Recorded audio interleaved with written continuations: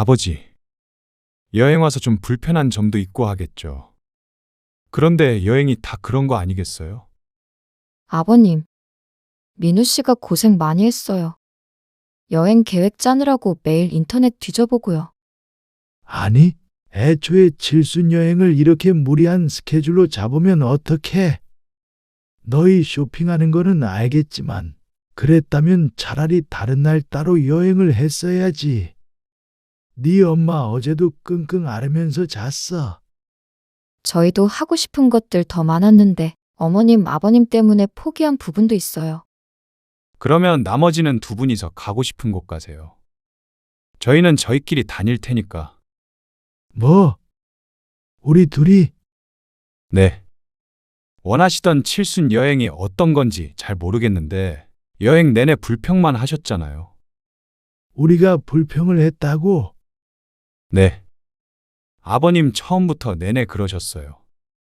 오늘 이야기 속 주인공은 70세 박영수 씨입니다. 그리고 그의 아들과 며느리에 관한 이야기이죠. 박 씨는 올해 칠순이었습니다. 칠순을 특별하다고 생각하진 않았지만 그렇다고 이런 식으로 망치고 싶은 생각도 없었습니다. 아들 가족과 함께 갔던 칠순 여행. 처음부터 삐걱거린 여정이 결국엔 최악의 추억이 되었습니다. 박 씨 부부도 여행 내내 며느리에게 서운하고 실망스런 기분을 느껴야 했습니다. 하지만 여행이란 게 다 그렇지 않나 싶었습니다.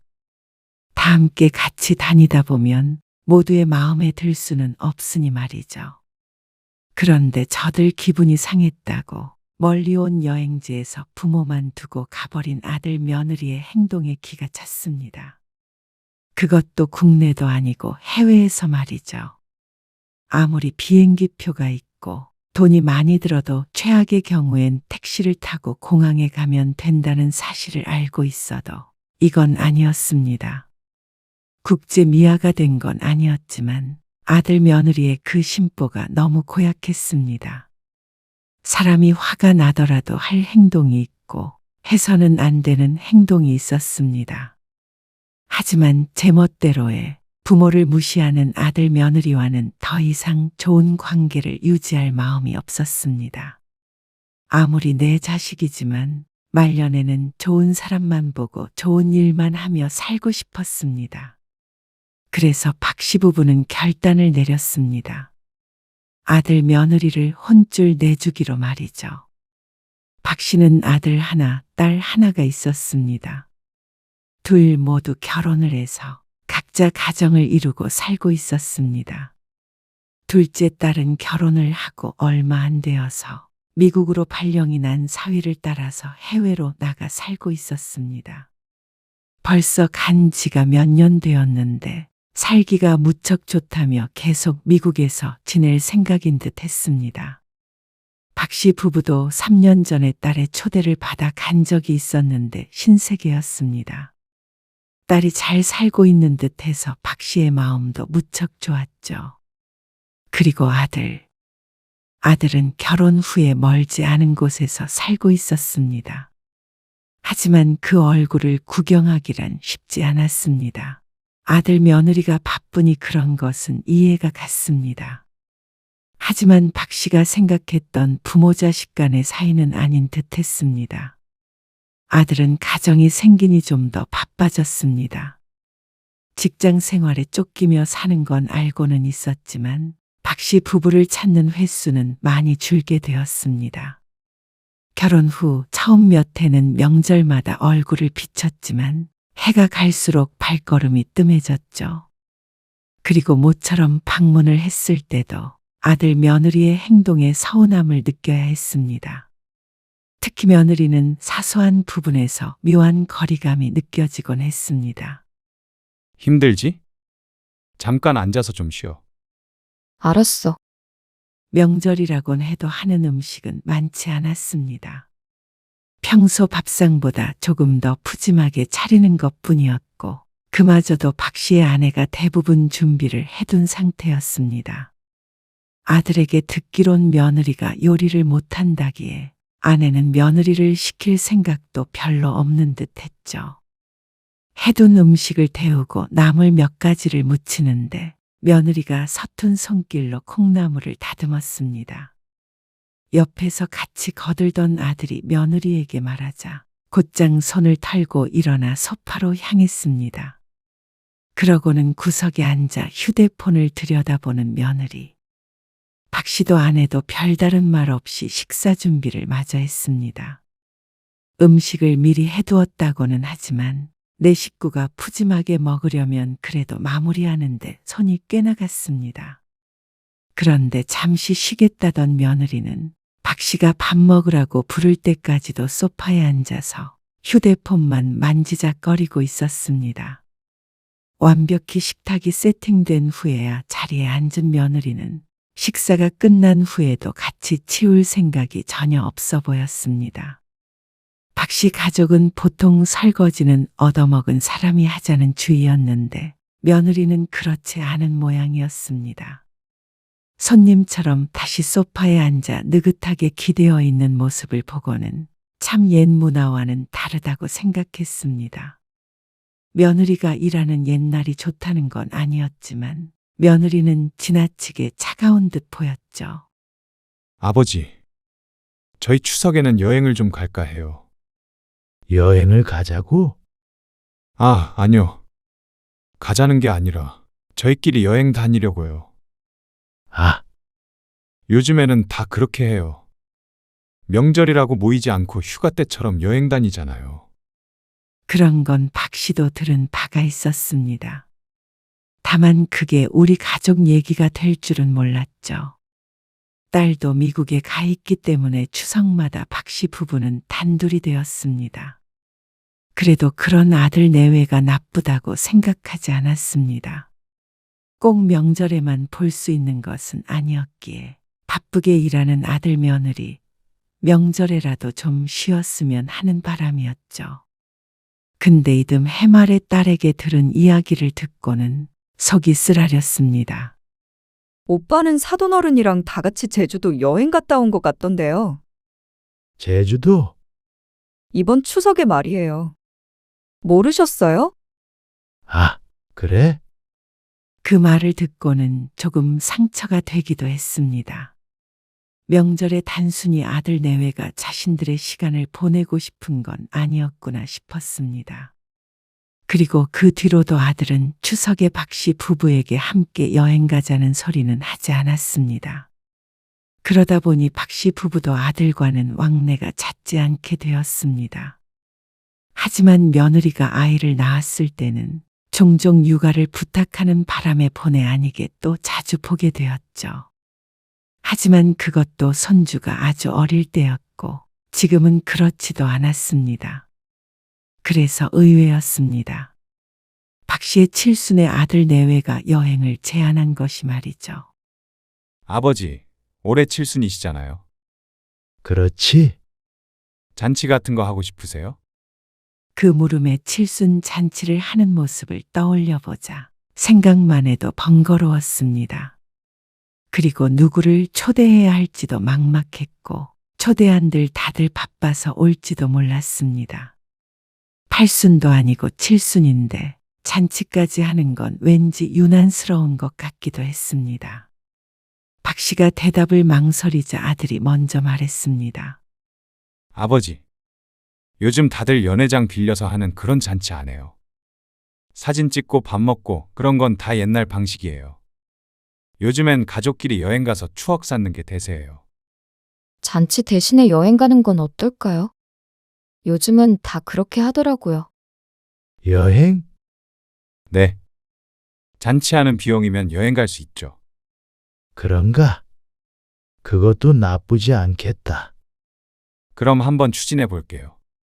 박 씨는 고개를 끄덕였습니다. 어쩐지 설레기까지 했습니다. 그런데 다음 날 오랜만에 딸에게서 전화가 왔습니다.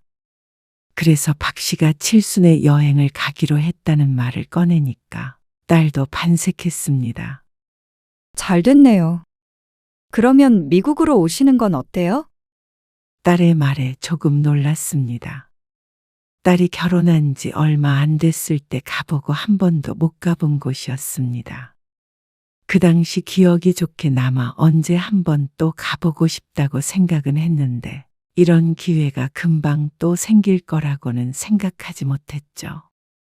비용은 오빠랑 제가 반씩 내면 되니까요. 기왕 여행하는 거 이쪽으로 오세요. 그러면 저희도 같이 시간 보낼 수 있잖아요. 사위가 하는 일이 바빠 한국에 들어오는 일이 드물었는데 박 씨도 오랜만에 딸 얼굴을 보고 싶었습니다. 그래서 아들에게 얘기를 했더니 아들은 볼멘 소리를 했습니다. 미국이요? 무슨 미국을 가요? 저희가 일정 다 짜고 있어요. 그러면 어디로 가려는데? 미국으로 가야 네 동생도 같이 보지. 걔는 지가 못 온다고 그 먼 데까지 아버지를 불러요? 괜히 고생만 하죠. 비행기만 12시간은 타야 되는데. 체력이 되시겠어요? 저희 일본 가기로 했어요. 박 씨는 솔직히 일본은 그다지 가고 싶지 않았습니다. 뭐 좋은 나라라고 여행까지 가나 싶었습니다. 그런 소리를 하면 늙은이 취급을 받을 테지만 그게 사실이었습니다. 가깝고 온천 여행도 하고 좋잖아요. 그리고 일본 음식도 맛있고요. 네 동생이랑 상의해봐. 박 씨는 말을 아꼈습니다. 딸은 미국으로 오라고 그러고 아들은 일본에 가자고 하니 둘이서 대화를 나누는 게 나을 것 같았습니다. 어쨌거나 이번 칠순 여행의 경비는 자식들이 낸다고 하니까 말이죠. 아빠, 오빠가 그냥 일본에 가겠대요. 저는 이번에 같이 못 갈 것 같아요. 딸이 한숨을 쉬며 말했습니다. 결국엔 일본으로 가기로 한 모양이었습니다. 박 씨는 딸도 보고 싶었지만 둘이 그렇게 얘기를 끝내서 어쩔 수가 없었습니다. 그러면 다음에 엄마랑 같이 보러 갈게. 그렇게 해야 될 것 같아요. 결국에 여행지는 일본으로 정해졌습니다. 그래도 좋은 게 좋은 거라고 아들 내외나 손주와 좋은 추억 쌓고 오자고 생각했습니다. 민우랑 여행 가는 건 정말 오랜만인 것 같네. 그러게? 아내의 말이 맞았습니다. 아들이 20대 때는 종종 갔던 것 같은데 근 10년은 같이 어딜 가본 기억이 없었습니다. 어쩐지 마음이 기대에 부풀었습니다. 그러나 공항에 도착하자마자 불편한 기운이 감돌기 시작했습니다. 며느리는 핸드폰을 손에서 놓지 않았고 아들은 구석으로 가서 회사에서 걸려온 전화를 받느라 정신이 없어 보였습니다. 그리고 천방지축 손자는 박 씨 부부의 몫이었습니다. 그리고 수속을 하는데 난항에 부딪혔습니다. 돈을 더 내라고요. 네. 특가 할인된 좌석이라 수화물은 추가 요금을 내셔야 해요. 3박 4일 있을 짐을 이것저것 많이 챙겼는데 이럴 줄 알았으면 조금만 들고 올 걸 후회했습니다. 이거 들고 타면 안 돼요? 네, 가방이 너무 커서요. 박 씨가 아들을 돌아보았는데 짜증스러운 표정을 하고 있었습니다. 아니, 무슨 이민 가는 것도 아니고 일본 가는데 짐을 그렇게 챙겨오는 사람이 어디 있어요? 아내의 짐과 함께 한 가방에 담았는데 캐리어가 좀 크다 뿐이지 아들의 말처럼 과한 정도는 아니었습니다. 이걸 어쩌나 안절부절하자 아들이 지갑에서 카드를 꺼내면서 말했습니다. 배보다 배꼽이 더 크겠네. 결제를 하면서도 계속해서 투덜대는 통에 민망한 표정을 감출 수 없었습니다. 아들은 그때부터 뚱한 표정으로 있었습니다. 표를 받고 비행기를 탈 때까지도 박 씨 부부에게 말을 걸지 않았습니다. 그래 보았자 몇만 원 더 결제한 것뿐이었는데 그 돈을 지금이라도 박 씨가 줘버리고 싶었습니다. 하지만 그랬다가는 더 분위기가 이상해질 것 같아서 아무 말 않고 있었습니다. 시작부터 삐걱거리는 여행이었습니다. 일본에 도착했을 때는 그래도 기분이 나아졌습니다. 민우야, 우리 사진 좀 한 장 찍어줘라. 아내가 아들에게 말했습니다. 잠깐만요. 그런데 아들은 또다시 회사에서 연락이 왔다며 멀찌감치 떨어졌습니다. 그래서 박 씨가 며느리 쪽을 돌아보았는데 또 뭘 찾는지 휴대폰 화면을 뚫어져라 보고 있었습니다. 어쩐지 며느리에게는 부탁하기가 불편했습니다. 아들도 며느리도 이쪽을 신경 쓰는 기색이 아니었습니다. 잠시 후에 기차를 타고 이동을 했는데 기차를 탈 때까지도 누구 하나 나이 든 부모를 챙기는 사람이 없었습니다. 박 씨 부부는 바쁘게 아들 내외의 뒷공무니를 졸졸 쫓아다녔습니다. 호텔 방은 2개가 예약되어 있었습니다. 현수는 어머니 방에서 재워주세요. 현수가 그러려고 할까? 저희는 밤에 맥주 한 잔씩 하려고 하거든요. 알았다. 박 씨도 그 부분은 불만이 없었습니다. 오랜만에 보는 손주이니만큼 같은 방 쓰며 시간을 보내는 것도 좋았습니다. 물론 손이 많이 가고 기가 빠지는 것은 맞지만 말이죠. 아들 내외와 함께 짐만 풀고는 곧장 밖으로 나왔습니다. 그런데 무시무시한 인파가 박 씨 부부를 기다리고 있었습니다. 현수야, 손 잘 잡어.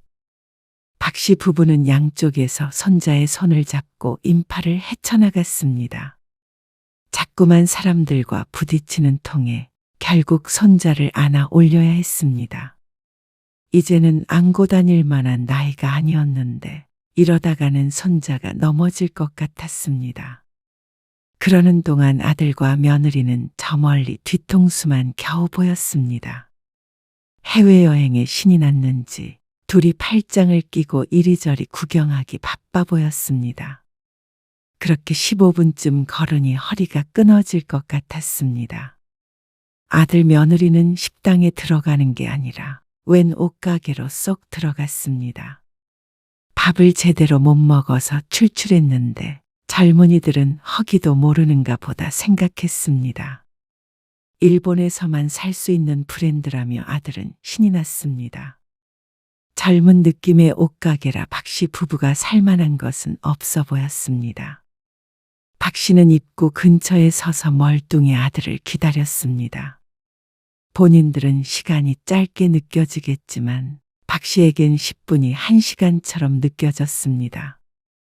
칭얼대는 손자까지 챙기려니까 체력이 바닥나는 게 느껴졌습니다. 한가한 온천 여행을 떠올렸던 박 씨의 생각과는 사뭇 다른 여행인 듯 했습니다. 이렇게 시내에 온천이 있을 것 같아 보이지도 않았습니다.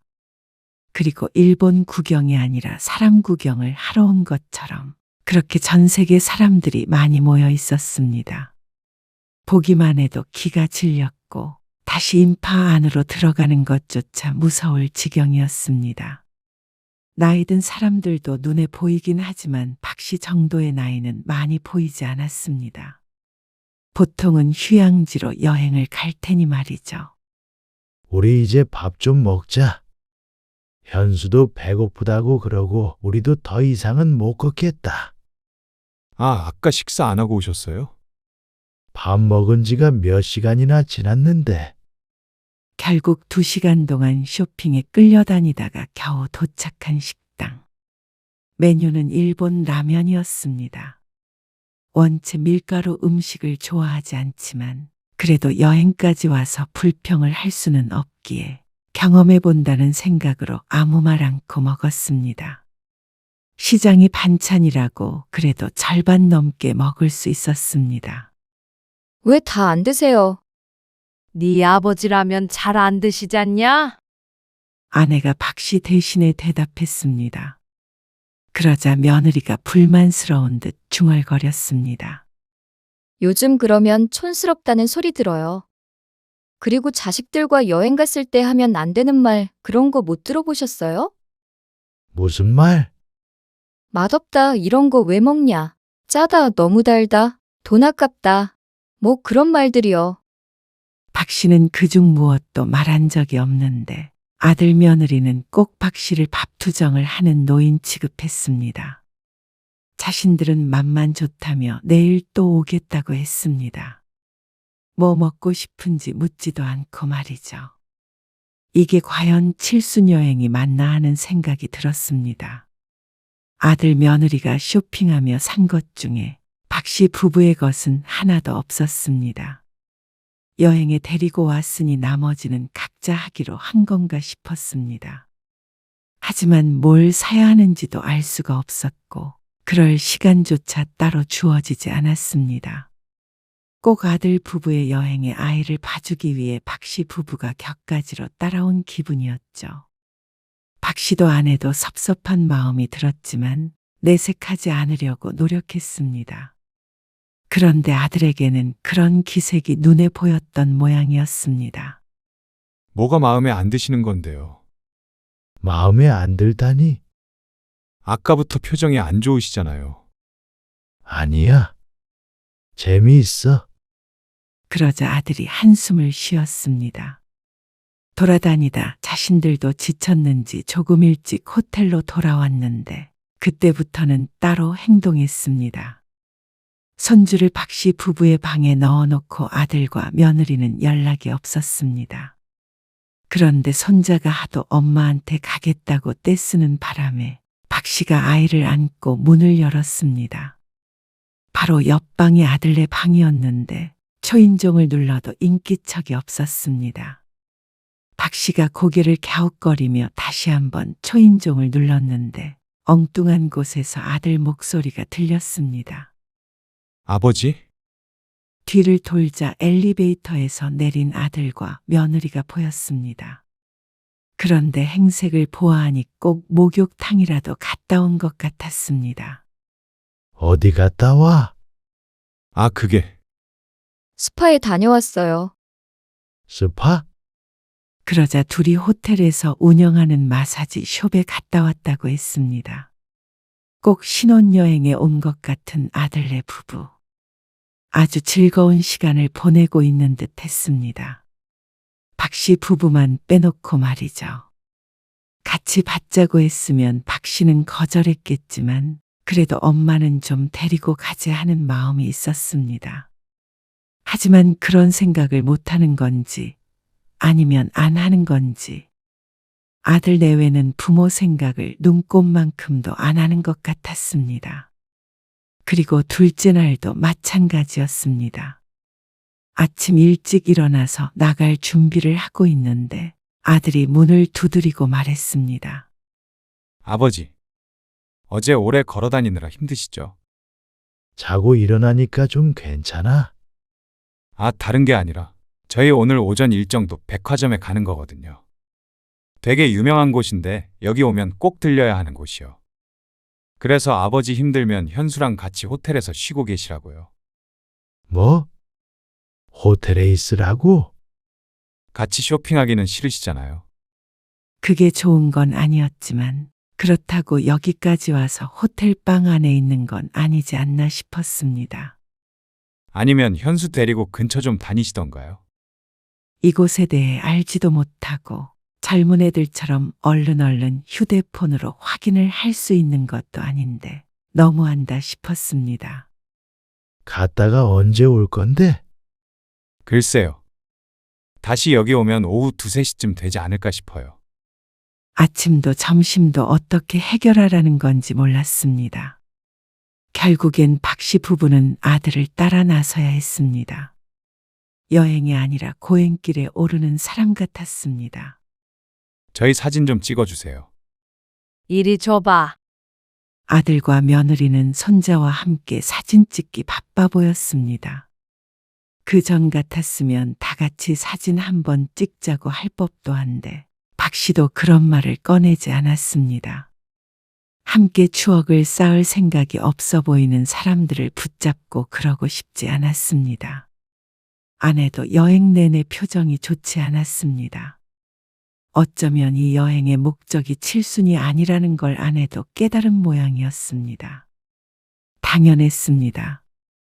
박 씨와 아내는 꽂아 놓은 보릿자루 마냥 있었으니 말이죠. 그리고 세 번째 날도 무슨 운동화를 사러 간다고 하자 박 씨도 더 이상은 참을 수가 없었습니다. 도대체 온천은 언제 가는 거야? 온천이요. 그래? 온천 여행도 하고 즐거울 거라며? 아, 이 근처에 마땅한 온천이 없는데 차 타고 멀리 가야 되더라고요. 그러면 왜 여기로 왔어? 지금까지 보니까 죄다 쇼핑하는 사람들밖에 없는데. 원래 그런 지역이에요. 아버지도 뭐 사고 싶은 거 있으시면 사세요. 내가 일본에서 뭘 사고 싶겠어? 술 같은 거라도 사가시면 되잖아요. 술 하나 사려고 여기까지 온 것도 아닌데 아들은 너무 대수롭지 않게 말했습니다. 그러고는 박 씨를 여행 와서 투정이나 부리는 사람 취급을 했습니다. 아버지, 여행 와서 좀 불편한 점도 있고 하겠죠. 그런데 여행이 다 그런 거 아니겠어요? 아버님, 민우 씨가 고생 많이 했어요. 여행 계획 짜느라고 매일 인터넷 뒤져보고요. 그러면서 오히려 아들 며느리는 박 씨 부부에게 서운하다고 했습니다. 아니, 애초에 칠순 여행을 이렇게 무리한 스케줄로 잡으면 어떡해? 너희 쇼핑하는 거는 알겠지만, 그랬다면 차라리 다른 날 따로 여행을 했어야지. 네 엄마 어제도 끙끙 앓으면서 잤어. 저희도 하고 싶은 것들 더 많았는데 어머니 아버지 때문에 포기한 부분도 있어요. 그런 것 치고는 아이도 맡기고 마사지도 받고 하며 좋은 시간을 보내는 것 같았습니다. 박 씨는 이번 여행에서 별다른 추억이 없었습니다. 인파에 휩쓸려 다니며 상점마다 들러 아들 며느리 쇼핑하는 걸 구경한 기억밖에는 없었죠. 식당에 가서도 신기한 일본 음식을 먹는 게 아니라 아들 며느리가 매 끼마다 맥주 마시고 얼굴이 벌개지는 것을 지켜봐야 했습니다. 손자를 챙기는 건 박 씨 부부의 몫이었습니다. 이렇게 나열해보면 과연 이번 여행이 누굴 위한 것이었는지 보였습니다. 그런데도 아들은 적반하장이었습니다. 그러면 나머지는 두 분이서 가고 싶은 곳 가세요. 저희는 저희끼리 다닐 테니까. 뭐? 우리 둘이? 네. 원하시던 칠순 여행이 어떤 건지 잘 모르겠는데 여행 내내 불평만 하셨잖아요. 우리가 불평을 했다고? 네. 아버님 처음부터 내내 그러셨어요. 어이가 없었습니다. 불만이 있어도 애써 눌렀는데 내내 불평을 했다니. 일본에 왔는데 라면도 안 좋아한다고 그러시고요. 뭐 좀 사려고 하면 밥 먹자 그러시고. 다리 아프다 그러시고. 그리고 현수도 같이 재우기로 했으면 좀 잘 봐주시면 되는데 저희 방으로 자꾸만 데리고 오시잖아요. 이렇게 들어보면 박 씨 부부가 잘못된 것 같은데 말이 참 이상했습니다. 라면을 안 좋아해도 경험이다 생각하고 먹었고 손주가 칭얼대서 밥 먹자고 했던 것이고 하루 종일 걸어 다니는데 70 먹은 노인네가 다리가 안 아플 수가 없었습니다. 잠깐 앉아서 쉬다 가자고 한마디도 못하나 싶었습니다.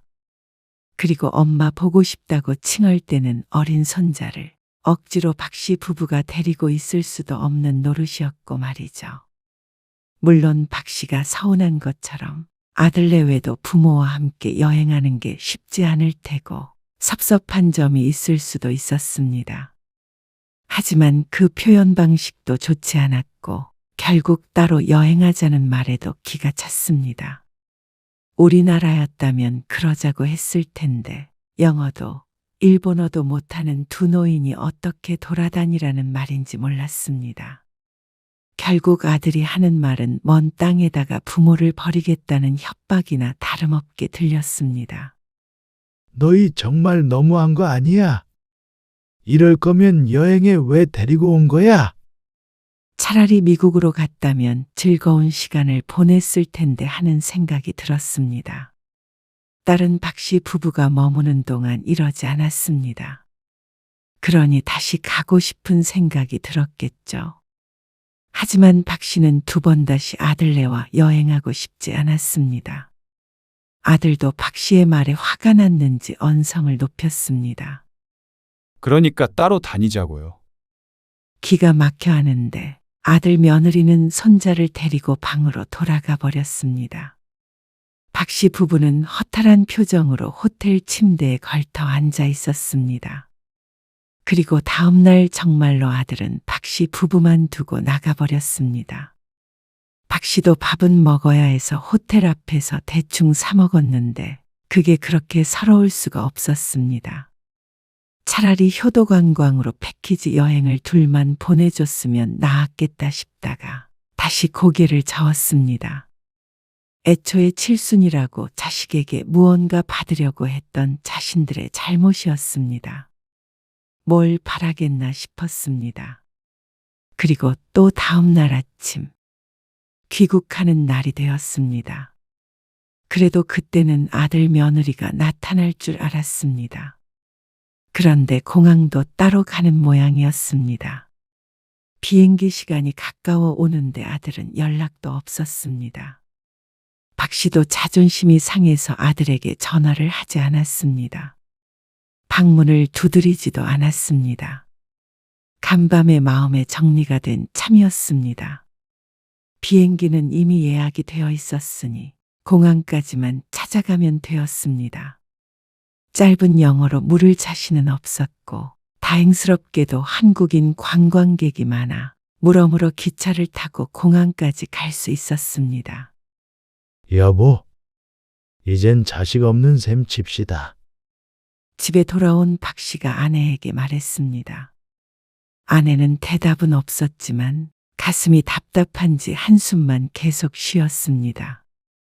박 씨는 그날 이후로 아들에게 연락하지 않았습니다. 대신에 시골에 있는 땅을 팔았습니다. 그리고 살던 집도 팔았습니다. 아빠, 갑자기 돈을 왜 주세요? 그리고 재산을 정리한 돈의 일부를 미국에 있는 딸에게 붙였습니다. 박 씨 나름의 복수나 마찬가지였습니다. 딸에게는 유산을 미리 준 셈치기 위해 준 것이었고 아들에게 줄 것은 없었습니다. 그리고 박 씨는 고향으로 이사를 했습니다. 천천히 귀촌을 할까 생각 중이었는데 차라리 잘 됐다 싶었습니다. 아들네와 가까이 지내는 것도 싫었고 이제는 자식과는 떨어진 삶을 살고 싶었습니다. 어차피 딸도 멀리 있으니 이제는 온전히 박 씨 부부만의 시간을 보낼 수 있을 것 같았습니다. 그리고 얼마 뒤에 아들에게서 전화가 왔습니다. 일본에서 돌아온 뒤로는 한 번도 연락이 없었는데 전화가 울리는 순간 직감했습니다. 아마 여동생과 통화를 한 게 아닌가 싶었죠. 아니나 다를까. 전화를 받자마자 아들이 화를 냈습니다. 이게 무슨 말이에요? 아버지, 뭐가? 민영이한테 돈 주셨어요. 그래? 이러시는 게 어디 있어요? 저희는요. 너희를 왜 줘? 내 딸 타지에서 고생하는 게 안쓰러워서 준 건데. 그게 무슨... 아들은 이해가 안 되는 듯 했습니다. 내 돈 내가 주고 싶은 사람 주는데 뭐가 문제야? 혹시 여행 일 때문에 서운해서 그러세요? 나도 부모 챙기는 자식이 좋지 않겠냐? 민영이 걔가 아버지 칠순에 뭘 챙겼는데요? 아들은 모르지만 미국에서 선물도 보내왔고 용돈도 붙였습니다. 여행 경비로 쓰라며 말이죠. 그게 아니더라도 적어도 가만히 있는 자식이 나았습니다. 이토록 부모를 무시하고 괄시하는 자식은 더 이상 박 씨도 자식 취급을 하고 싶지가 않았습니다. 이제는 딸을 도와주는 것도 마지막으로 하고 자식들 일에선 손을 떼기로 했습니다. 그 편이 말년 정신 건강을 지키는 일인 듯 했습니다. 여행을 가고 싶다면 아내와 함께 갈 생각이었습니다. 일본 비행기 값이 10만 원도 안 한다던데 그것 때문에 아들과 그렇게 다퉜나 생각하면 후회스러웠습니다. 그깟 여행 내 돈 주고 가서 행복한 추억만 만들고 오면 그만이었습니다. 정말 후회 안 하시죠? 여러 가지 뜻이 담긴 말인 듯 했습니다. 아마도 이번 일로 연을 끊기라도 할 모양이었습니다. 하지만 이런 관계는 박 씨도 사양이었습니다. 더 이상 이기적인 자식에게 질질 끌려다닐 생각이 없었습니다. 그래? 너도 네가 한 행동들 후회하지 말아라. 부디. 그러고 전화를 끊었습니다. 이게 마지막일지 아닐지는 모르겠지만 적어도 한동안은 아들 목소리 들을 일도 얼굴을 볼 일도 없을 것이었습니다.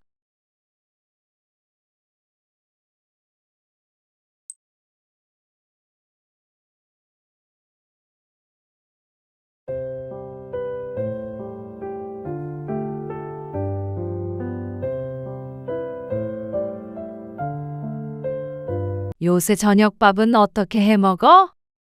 반찬 좀 해줄까? 동원이한테 퇴근길에 가져가라고 그러고.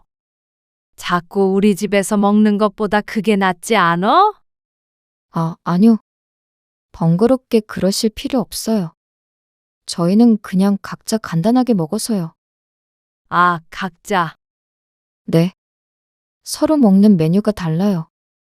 전 평소에 다이어트식 먹거든요. 아, 그래도 동원이가 쓰러졌다니까 마음에 걸리네. 아침은 그렇다 쳐도 저녁밥 한 끼 정도는 제대로 먹어야 되지 않나 싶어서. 일하고 들어오면 힘들잖아. 어머님, 집에 있는 사람도 힘들어요. 밥 정도는 각자 해 먹을 수 있고요. 저희도 저희만의 방식이 있는 거잖아요. 아, 그렇지. 근데 동원이가 제대로 못 먹으니까 하는 소리지. 그건 못 챙겨 먹는 사람 잘못이죠. 왜 저한테 그러세요? 저는 동원 씨 엄마가 아니고 와이프예요. 오늘 이야기 속 주인공은 65세 신미경 씨입니다. 그리고 그녀의 아들과 며느리에 관한 이야기이죠. 신 씨는 아들도 며느리도 하나였지만 이제는 신 씨에겐 아들도 며느리도 없다고 생각하고 살아갈 작정이었습니다. 효도까진 바라지도 않았는데 가슴에 대못을 박는 아들 내외는 신 씨도 더는 상종하고 싶지 않았습니다. 부모가 더 이상 부모로서 존중받지 못하는 때인 듯 했습니다. 물론 신 씨가 그렇게 키운 탓도 있겠지만 요즘 젊은 사람들 비위 맞추며 말년을 살아갈 수가 없을 것 같았습니다. 편히 살라고 내 집도 내줬는데 집에서 살림하는 전업주부 며느리에게 아들 밥 좀 챙겨주라고 한마디 했다가 전화까지 차단당했던 신 씨. 그것도 어이가 없는데 몇 년 뒤에 연락해서는 한다는 소리가 가관이었습니다. 자식에 대한 마음을 접고 그렇게 살아가려고 했는데 둘이 하는 짓이 너무 괘씸했습니다. 부모의 단물만 빨아먹고 자식 도리는 어느 것도 하지 않으려는 며느리. 그리고 내 아들. 이런 게 여태 키운 자식이라면 이제는 더 이상 자식 없이 살고 싶었습니다. 그리고 부모를 이용해 먹으려는 그 못된 신보를 고쳐줄 생각이었습니다. 여태 해줬던 것을 잃으면 그동안 누리던 게 얼마나 소중했는지 알겠죠. 신 씨는 아들이 하나 있었습니다. 아들은 어릴 적부터 기가 약해 늘 신 씨 부부의 걱정을 샀습니다. 그러면 반대로 기가 센 여자를 만나면 좋지 않을까 하는 생각을 어렴풋이 했습니다. 아들이 결혼 정년기가 되어 며느리감을 데리고 왔을 때 며느리가 마음에 들었던 이유였습니다. 처음 며느리를 봤을 때만 해도 그리 나쁘게 보이지 않았습니다. 얼굴은 단정했고 말씨는 조심스러워 보였습니다. 그래서 앞으로 잘 지낼 수 있을 거라고 생각했습니다. 하지만 함께 시간을 보내면서 조금씩 보였던 그 당돌함. 그리고 무언의 선긋기. 역시 요즘 젊은 세대는 젊은 세대다 싶었죠. 그러면 동화 아파트에서 신혼생활 시작해? 엄마 아빠 집에서요? 그래.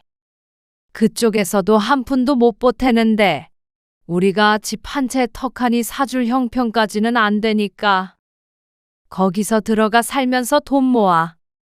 아, 돈 모아서 나오라고요? 그러면 나와야지. 아들은 신 씨의 말에 어쩐지 실망한 듯한 기색이었습니다. 전세를 주고 있던 신 씨 부부의 아파트가 2달 뒤에 만기인데 퇴거하겠다고 임차인에게 연락 온 지 얼마 안 된 상태였습니다. 사실 다음 세입자를 구하려고 했습니다. 그리고 아들이 결혼할 때는 상대방 쪽에서 반씩하자고 하면 그 정도 의향은 있었습니다. 그런데 집 한 채를 사달라고 한다면 조금 말이 달랐습니다. 이왕 이렇게 된 거, 양가의 지원 없이 살면 되지 않나 싶었습니다. 그래도 조금 부담을 덜어주고자 전세금을 받지 않고 신 씨의 아파트에서 살게 하려고 했습니다. 어차피 전세금 안 받으실 거면 주시면 안 돼요? 하지만 아들은 그걸로 부족한 모양이었습니다. 집을 달라고. 신 씨 부부가 주식을 하는 것도 아니었고 남들처럼 부동산 여기저기에 투자를 한 것도 아니었습니다. 그 아파트는 나름의 노후재산으로 마련한 것이었기 때문에 그걸 아들에게 덜컥 줘버릴 수는 없다고 생각했습니다.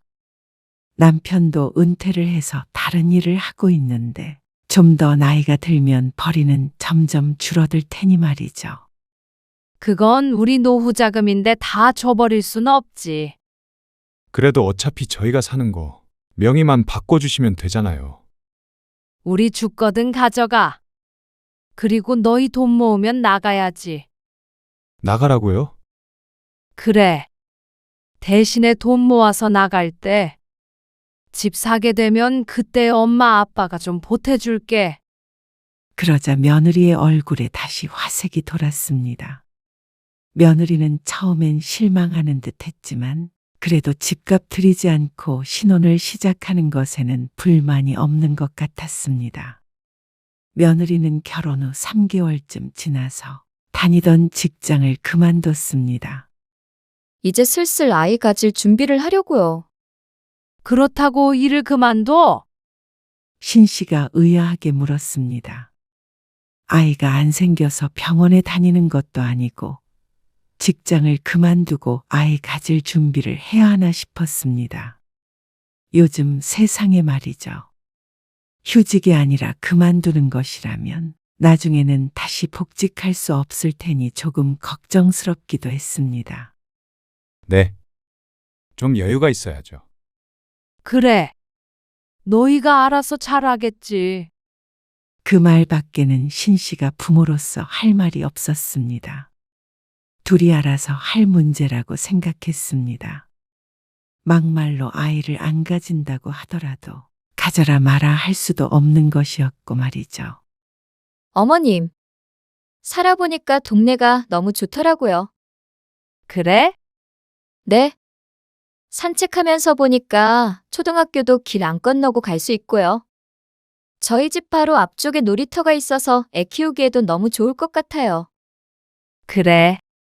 거기가 신혼부부한테 인기가 많은 아파트라고 하더라고. 그래서 전세를 내놓으면 일주일도 안 돼서 계약이 되곤 했습니다. 여기서 계속 사는 것도 나쁘지 않을 것 같아요. 그러면서 애교스러운 웃음을 흘리는 며느리. 무슨 뜻인지 신 씨는 알고 있었습니다. 그래. 얼른 돈 벌어서 그 아파트 사면 좋겠네. 그러자 며느리의 표정이 굳고 입이 튀어나왔습니다. 불만이 있어 보였습니다. 며느리는 종종 집 명의를 바꿔줬으면 하는 듯 말했습니다. 그럴 때마다 신 씨는 거절의 뜻을 밝혔고 말이죠. 그러자 처음엔 싹싹하게 자라던 며느리는 집을 절대 받을 수 없겠구나 싶으니 어쩐지 대면대면하게 굴기 시작했습니다. 동안이니? 아빠가 명절에는 음식 안 하고 사 먹자고 그러시네. 아, 엄마. 이번 설에 말인데요. 아들이 조금 망설이며 어려운 얘기를 꺼내듯 말했습니다. 못 갈 것 같아요. 뭐? 못 온다고. 명절에 아들이 집에 안 온 적은 없었기에 신씨도 당황스러웠습니다. 자식이 아들 하나밖에 없으니 아들이 안 온다면 이번 명절은 신씨 부부 단둘이 지내야 했습니다. 이런 적은 아들이 총각일 때도 한 번도 없었습니다. 아이, 연수가 요새 몸이 좀 안 좋아서요. 아, 그러니. 그런데 며느리 몸이 안 좋다는데 와 있으라고 할 수도 없었습니다. 아들이었다면 집에 와서 해주는 밥 먹으며 쉬어라 할 텐데 며느리는 그랬다가는 시집살이 한다고 생각할 것 같았습니다. 그리고 그 뒤로도 몇 번 더 비슷한 일이 있었습니다. 하지만 신씨는 담담했습니다. 아들이나 며느리에게 전화해서 닥달하지도 않았고 서운하다고 남편에게 하소연하지도 않았습니다. 어차피 시부모와 며느리 사이라는 게 그렇지 않나 싶었습니다. 신씨도 며느리였으니 충분히 이해했습니다. 신씨의 시어머니처럼 며느리를 잡을 생각은 없었습니다. 그런데 며느리는 그렇게 뜸해졌지만 아들은 오히려 평소에 더 자주 신씨의 집을 찾아오게 되었습니다. 어쩌면 그래서 신씨가 며느리에게 별로 서운해하지 않았던 것인지도 몰랐습니다. 왔니? 밥 먹고 가게? 네, 아들이 퇴근길에 신씨의 집에 들렀습니다. 신혼 초에는 안 그러더니 요새는 왜 그런지 몰랐습니다. 결혼 전에야 자주 그랬었지만 이제는 가정이 있는데 이래도 되나 싶었습니다. 연수도 저녁 같이 먹어야 하는 거 아니야? 기다릴 텐데 여기서 먹고 가도 되는 거야? 괜찮아요. 그래도 신혼인데 서운해하지. 연수도 먹고 오라고 했어요. 어차피 연수 다이어트해서 닭가슴살 샐러드 뭐 그런 거 밖에 안 먹거든요. 뭐? 삼시세끼? 가끔 다이어트 도시락 같은 거 돌려 먹고 그래요. 그러면 너도 그거 먹는 거야? 회사 다니려면 그래도 밥은 제대로 먹어야 하는 게 아닌가 싶었습니다. 그러자 아들이 대답을 얼버무렸습니다. 그냥 뭐 대충 챙겨 먹죠. 아들은 식사를 마치고 난 뒤에 일어나서 싱크대 앞을 어슬렁거렸습니다. 설거지는 제가 할게요. 자주 밥을 얻어먹는 게 미안했던지 설거지를 하겠다고 했습니다. 아니야. 엄마 지난번에 식기세척기 샀잖아. 두 식구가 사는데 뭐가 필요하나 싶어 사용하지 않다가 요즘 너도 나도 식기세척기를 산다길래 신씨도 큰맘 먹고 구매를 했습니다. 편하긴 무척 편했죠. 저도 할 줄 알아요. 식기세척기? 네. 많이 해봤죠. 의외였습니다. 아들이 가정적인 면이 있다고 생각했습니다. 아들의 말처럼 척척 잘도 해냈습니다. 그러고도 아들은 가끔씩 집에 왔습니다. 아들을 자주 보는 건 좋긴 했지만 조금 이상하다고는 생각했습니다. 보통 신혼에는 아내가 있는 집이 좋지 않나 싶었습니다. 그리고 아들의 외모도 점점 변하는 것 같았죠. 너 요즘 살 빠진 거 아니니? 아, 조금 빠졌어요. 조금이 아닌데? 신씨의 말처럼 아들의 볼이 홀쭉해진 것 같았습니다. 며느리가 다이어트를 한다더니 아들도 같이 하는 건가 싶었습니다.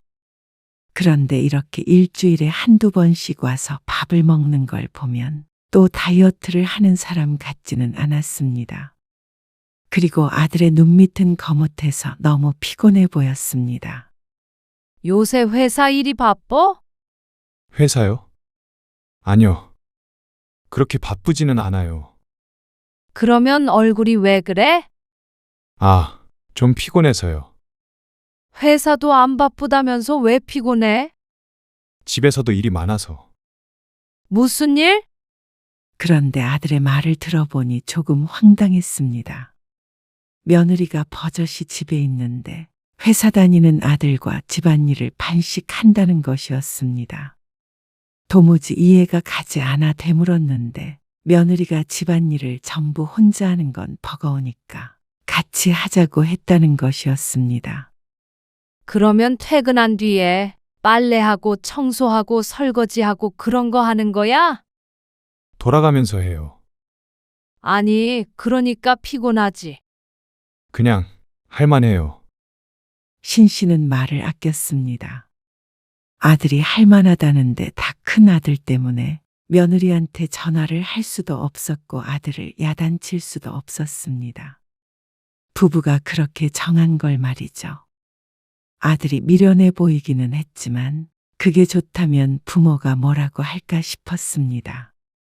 그러던 어느 날이었습니다. 아들로부터 너무 황당한 소식을 들었습니다. 아들에게 전화를 했더니 병원에 있다는 말을 듣고 너무 놀랐습니다. 뭐? 회사에서 쓰러졌다고? 쓰러진 것까지는 아니고요. 핑 돌아서 잠깐 기억을 잃었어요. 그게 쓰러진 거지. 걱정할 정도는 아니에요. 수액 맞고 조금 있으면 집에 가요. 그런데 쓰러진 이유가 너무 어이가 없었습니다. 약한 영양실조 증상이 있다는 말이었습니다. 아들의 사정을 들으니 아침은 늘 거르고 신 씨의 집에 오지 않는 날에는 저녁에는 며느리와 함께 샐러드만 먹는다고 했습니다. 그러니까 제대로 된 식사는 하루에 한 끼뿐이었습니다. 그리고 집에서는 전혀 요리를 하지 않는다는 며느리. 불을 이용해서 하는 요리는 닭가슴살을 굽는 용도밖에 없다고 했습니다. 아니, 밥을 안 챙겨주면 네가 알아서 먹어야 할 거 아니야? 이런 미련한 아들이 다 있나 싶었습니다. 아들도 민망한지 작은 소리로 대답했습니다. 일하고 들어오면 피곤해서 뭘 챙겨 먹기가 귀찮아서요. 요즘에 파는 것도 얼마나 잘 돼 있는데? 배달이라도 시켜 먹지. 혼자 버는데 매일 배달시켜 먹을 수는 없죠. 그 말에 복장이 터지기 일보 직전이었습니다. 아들도 너무 바보 같지만 며느리는 도대체 뭐 하는 사람인가 싶었습니다. 넘어지면서 얼굴에 상처도 났다는데 이 모든 게 며느리 탓이라고 생각되는 걸 보니 자신도 어쩔 수 없는 시어머니인 모양이었습니다. 하지만 야속하긴 했습니다. 아이를 가진다며 직장 그만두고 집에 있는 지가 벌써 꽤 오래됐습니다. 애도 없는 전업주부라면 적어도 집안일은 스스로의 일이라고 생각해야 하는 거 아닌가 싶었습니다. 밥하는 문제도 말이죠. 맞벌이였으면 당연히 같이 하는 게 맞았지만 집안일도 절반씩 하고 밥도 안 해준다면 도대체 며느리가 집에서 하는 일이 무엇인가 싶었습니다. 그 전에도 종종 아들과 통화할 때면 라면을 먹었다 편의점 도시락을 먹었다 그러더니 그게 다 이유가 있는 것이었습니다. 종일 집에 있는 며느리라면 그래도 다른 건 몰라도 밥 정도는 챙겨줬으면 했습니다. 다른 건 잔소리 하고 싶지 않지만 딱 하나 바란다면 그것뿐이었죠. 그래도 신 씨는 참고 또 참아 며느리에게 전화를 걸지는 않았습니다. 동안이 너 저녁 먹었어? 아, 먹었어요. 라면? 네. 연수는? 오늘 친구들 만나러 나가서 늦게 온대요. 밥 잘 챙겨 먹으라고 했잖아. 반찬 가게에서 좀 사다 먹던가. 알겠어요. 알겠다고만 하지 말고. 네가 못하겠으면 연수한테 좀 해달라고 해. 그냥 밥은 각자 알아서 먹기로 했어요. 아들의 대답에 신심한 열불이 나고 끝이었습니다. 그리고 다음 명절이 됐을 때였습니다. 자기야, 나 주스 좀 떠줘. 냉장고에 있는 것 같던데. 며느리의 말에 아들이 어슬렁거리며 일어나 부엌으로 왔습니다. 며느리는 아주 상전이 따로 없었습니다. 그전에는 그런 생각을 깊게 하지 않았는데 이제 보니 신 씨의 아들을 제대로 부려먹는 것 같았습니다. 그걸 다 들어주는 아들도 답답했습니다. 부부 사이가 좋으면 당연히 좋은 것이지만 신씨 눈에는 아들이 종노릇을 하고 있는 것 같았습니다. 며느리는 명절에 와도 뭐 하나 제 손으로 하려고 하질 않았습니다. 음식을 시키지 않았으면 설거지라도 하는 신용을 해야 할 텐데 그것마저도 없었고 그런 분위기가 되면 아들의 옆구리를 푹 찔렀습니다. 못된 시모가 되는 것 같아서 말을 안 하려고 했는데 며느리에게 너무 서운했습니다. 명절에도 손 하나 까딱하지 않고 직장은 그만두고 집에서도 아무것도 안 하고 신씨의 아들만 부려먹는 것 같았습니다. 차마 호통은 치지 못하고 신씨가 며느리에게 은근스레 물었습니다. 요새 저녁밥은 어떻게 해 먹어? 반찬 좀 해줄까? 동원이한테 퇴근길에 가져가라고 그러고. 자꾸 우리 집에서 먹는 것보다 그게 낫지 않어? 아니요. 번거롭게 그러실 필요 없어요. 저희는 그냥 각자 간단하게 먹어서요. 아, 각자. 네. 서로 먹는 메뉴가 달라요. 전 평소에 다이어트식 먹거든요. 아, 그래도 동원이가 쓰러졌다니까 마음에 걸리네. 아침은 그렇다 쳐도 저녁밥 한 끼 정도는 제대로 먹어야 되지 않나 싶어서. 며느리는 대답이 없었습니다. 일하고 들어오면 힘들잖아. 그러자 며느리가 정색하며 대꾸했습니다. 어머님, 집에 있는 사람도 힘들어요. 밥 정도는 각자 해 먹을 수 있고요. 저희도 저희만의 방식이 있는 거잖아요. 아, 그렇지. 근데 동원이가 제대로 못 먹으니까 하는 소리지. 그건 못 챙겨 먹는 사람 잘못이죠. 왜 저한테 그러세요? 저는 동원 씨 엄마가 아니고 와이프예요. 마지막 말에는 신씨는 충격에 입만 벌리고 있었습니다. 엄마가 아니라 와이프니까 밥을 챙겨줄 의무가 없다는 것이었습니다. 그렇다면 왜 엄마도 아니고 딸도 아닌데 일도 안 하고 집에서 놀기만 하는지 몰랐습니다. 남편만 쓰러질 때까지 일을 시키고 말이죠. 그날 명절 분위기가 아주 이상해졌습니다. 아들은 쎄한 분위기에 신씨와 며느리의 눈치를 양쪽으로 봤습니다. 그 모습을 보니 내 죄다 싶었습니다. 저렇게 모자란 아들을 낳은 내 탓이다 싶었죠. 그 뒤로 아들에게 그냥 반찬들은 사서 햇반에 알아서 먹으라고 하고 말았습니다. 그러고는 참견하지 않았습니다. 쓰러지든 말든 자기 밥 자기가 못 챙겨 먹은 책임이니 말이죠. 내가 너무 다 큰 자식에게 참견한 듯해서 마음을 내려놓으려고 노력했습니다. 며느리가 아무리 괘씸해도 내 가정이 아니었습니다. 엄연히 독립된 가정이었으니 지지든 볶든 지들 맘껏 하라고 냅두기로 했습니다. 그러던 어느 날이었습니다. 얼마 뒤에 며느리에게 물어볼 것이 있어서 전화를 걸었는데 신호가 제대로 가질 않았습니다. 한두 번 울리고 끊기는 전화에 신씨가 여러 번 걸어보았지만 반응은 같았습니다. 남편에게 묻자 상대방이 전화번호를 차단하면 그렇다는 대답을 했습니다. 누가 차단을 했는데? 신씨는 허탈하게 휴대폰만 내려다보았습니다. 그동안 전화를 안 해서 몰랐는데 대화를 나눴던 것은 명절이 마지막이었습니다. 아마 그때 며느리가 신씨의 번호를 차단한 모양이었습니다. 남편도 그 사실을 알고 놀랐지만 신씨는 그보다도 더 큰 충격에 빠졌습니다. 어떻게 말 한마디 했다고 연락을 끊나 싶었습니다. 신씨는 그날 이후로 며칠 동안 제대로 잠을 이루지 못했습니다. 그냥 냅두자. 연수 말대로 지들이 사는 방식이 있겠지. 하지만 시부모 연락처를 차단한 것은 사는 방식과는 무관해 보였습니다. 어쩜 이렇게 무시를 하나 싶었습니다. 동환아, 연수가 엄마 번호 차단했니? 그러자 아들이 머뭇거리며 대답했습니다. 아, 그게요. 그게 맞는 모양이었습니다. 아들이 우물쭈물 대답을 제대로 하지 못했습니다. 제가 차단 풀라고 할게요. 참 기가 막혔습니다. 아들도 똑같았습니다.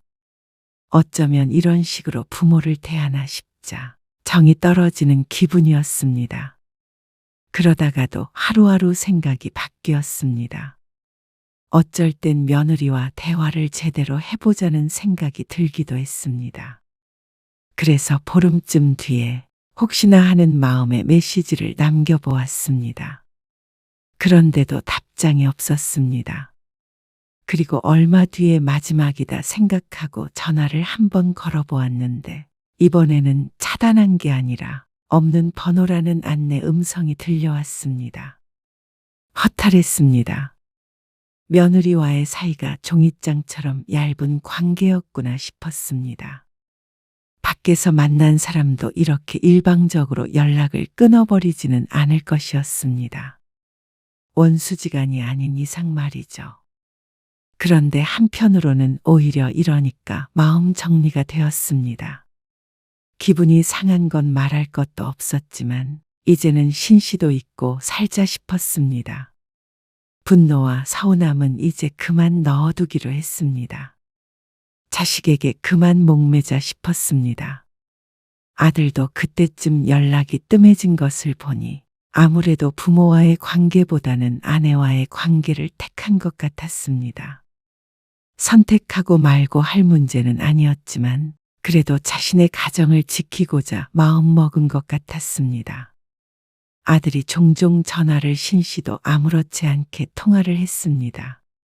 신씨는 아들에게 하고픈 말이 너무 많았지만 꾹 눌러 담았습니다. 그리고 누구도 며느리에 관한 이야기는 꺼내지 않았습니다. 그리고 신씨는 더 이상 아들에게 밥 먹었느냐는 질문도 하지 않았습니다. 전화를 걸고 있는 걸 보면 굶어 죽지는 않았나 보다 생각하며 살았습니다. 그렇게 신씨는 며느리와는 전혀 왕래 없이 인연을 보냈습니다. 명절에는 아들만 왔고 나중에는 아들도 거의 오지 않았습니다. 적어도 둘은 알콩달콩 살겠거니 싶었습니다. 그러다가 며느리가 아이가 생겼습니다. 임신했을 때 신씨 부부가 아들을 통해서 축하한다는 말을 전했지만 돌아오는 답은 없었습니다. 그리고 출산을 할 때도 연락이 없었습니다. 전화통화는 할 수도 없었고 말이죠. 중간에서 아들도 갈팡질팡하더니 손주 보러 오라는 소리는 한 번도 하지 않았습니다. 그래서 신씨 부부는 이제는 정말 끝인가 보다 싶었습니다. 우리는 손주 얼굴도 못 볼 운명인가 보다. 기대하고 실망하고 하지 마. 남편도 체념한 듯 중얼거렸습니다. 신씨는 속상해서 밤잠을 설치기까지 했습니다. 못난 아들이 원망스러웠습니다. 그리고 신씨 부부는 정말 자식에 관한 일은 모두 다 포기했습니다. 지들끼리 알아서 지들 방식대로 살겠다는데 그만 기웃거리자 싶었습니다. 먼저 연을 끄는 건 자식이기 때문에 죄책감도 갖지 말자 생각했죠. 처음부터 마음먹은 대로 된 것은 아니었지만 그래도 시간이 어느 정도 해결해 주었습니다. 내 품에서 떠나보냈다고 생각하니 아들에 대한 생각도 별로 안 하고 살게 됐습니다. 자식도 내 품에 있어야 자식이지. 그런 생각을 하게 되자 마음속에 여유가 생기고 모든 걸 초탈한 것 같았죠. 우리 인생 삽시다. 자식이 별거 있나? 그래서 며느리의 출산을 기점으로 아들 며느리와는 완전히 멀어졌습니다. 그리고 1년 정도의 시간이 흘렀습니다. 신씨 부부는 꽤 잘 지내고 있었습니다. 그러던 어느 날이었습니다. 주말 아침부터 전화가 울렸습니다.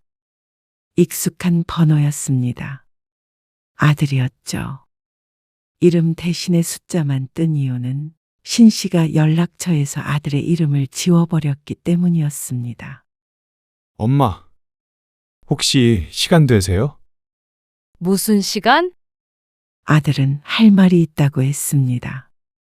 그래서 신 씨의 집으로 오겠다는 걸 신 씨가 거절했습니다. 전화로 얘기해. 그러자 아들이 한참 뒤에 용건을 말했습니다. 그리고 그 용건이라는 게 참 황당했죠. 연수가 다시 일을 하고 싶대요. 그게 갑자기 전화해서 무슨 말인가 싶었습니다. 집에서 애만 봐서 그런지 너무 우울하대요. 쌍둥이 육아에 지친 며느리가 차라리 일을 하겠다고 선언했다고 했습니다. 그래. 너무나 간단한 대답에 아들이 당황한 듯 했습니다. 그래서 제가 전화드린 이유는 설마 도와달라는 건 아니지. 그러자 입이 꾹 다물렸습니다.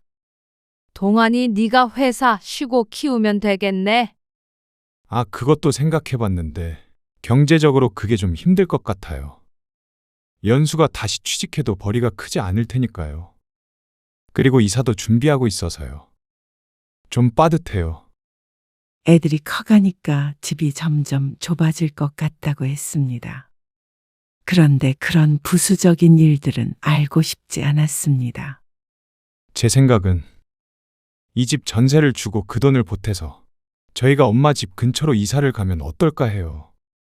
뭐? 그러면 저희도 엄마 아빠 자주 뵐 수 있고 엄마 아빠도 손주도 가까이서 볼 수 있으니까요. 누굴 바보로 아나 싶었습니다.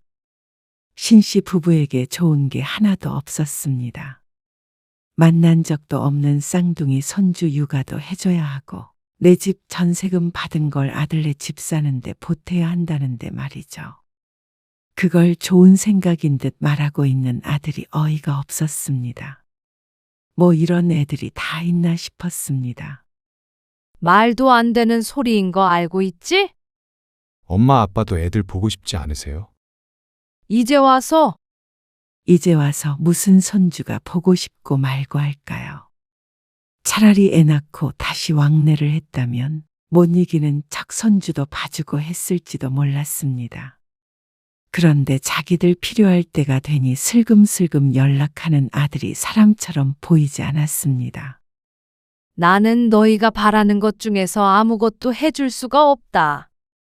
엄마, 지금까지 살던 대로 각자 살자. 나도 너희한테 바라는 거 없으니까. 그러고서 전화를 끊었는데 어쩐지 호흡이 거세지는 듯 했습니다. 오랜만에 전화해서 염장을 지르니 화가 안 날 수가 없었습니다. 신 씨는 애써 숨을 가다듬었습니다. 자식 때문에 열을 낼 필요도 가치도 없었습니다. 그런데 며칠 뒤에 며느리한테서 메시지가 왔습니다. 모르는 번호라 처음에는 누군지도 몰랐죠. 어머님 죄송해요. 그때 제가 너무 예민했어요. 다시 잘하고 싶어요. 앞으로 어머님, 아버님께 잘할게요. 당연히 답장은 하지 않았습니다. 다시 뭘 잘해보나 싶었습니다. 헤어진 연인도 아니고 말이죠. 그 뒤로 전화도 2번 왔었는데 받지 않았습니다. 그러니까 아들 며느리가 집까지 찾아왔습니다. 도대체 몇 년 만인지 몰랐습니다. 며느리는 단정하게 차려입고 케이크와 과일 바구니까지 들고 왔습니다. 꼭 처음 인사하러 온 새댁 같았습니다. 그리고 손주들까지 데리고 왔습니다. 신 씨는 그곳으로 눈길은 갔지만 내 손주가 아니라고 생각했습니다. 어머님, 정말 죄송했어요. 그땐 제가 철이 없었어요. 실수라고 생각해 주세요. 신 씨는 고개를 들고 며느리를 바라봤습니다. 그리고 냉정하게 말했습니다. 사람은 실수할 수 있어. 근데 그 실수에도 대가가 있는 거야. 정말 후회하고 있어요. 마음이 아프다기보다는 더 괘씸했습니다. 아마 애 때문에 힘들지 않았거나 신씨 부부에게 집이 없었더라면 이렇게 찾아오지 않았을 것이었습니다. 그건 분명해 보였습니다. 옆에서 같이 고개를 숙이고 있는 아들은 못난이 같았습니다. 내가 자식을 이렇게 키운 죄를 받고 있구나 싶었습니다. 공짜로 애 돌봐주는 사람이 필요한 거면 번지수 잘못 찾았고, 집 살 돈이 필요하다면 그것 말 잘 꺼냈다. 너희 살고 있는 집, 생각해보니까 얼른 세를 놔야겠어. 괜히 재산만 썩히고 있었던 걸 잊고 있었어. 어머님, 어차피 이사 가려고 했다며. 잘 됐네. 빠른 시일 내에 집은 비워줘라. 엄마, 살던 대로 각자 알아서 살자. 너희 그런 거 좋아하잖아. 신씨 부부는 아들 며느리를 돌려보냈습니다. 손주도 2번 돌아보지 않았습니다. 그리고 나서 며느리에게서 다시 전화가 왔는데 번호를 차단해버렸습니다. 며느리가 했던 것처럼 말이죠. 아들도 사과하며 전화를 해오길래 아들 번호도 차단해버렸습니다.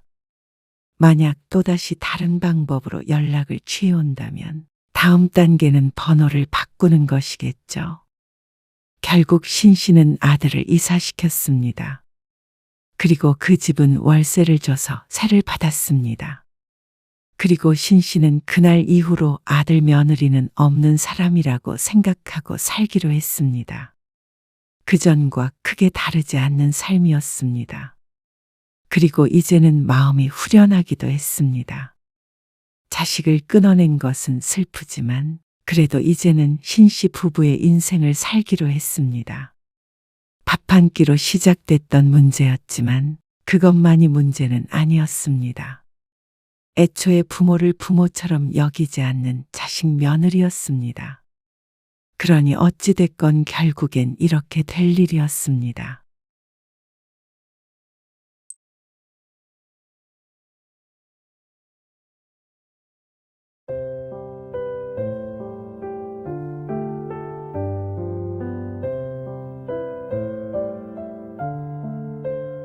누구세요?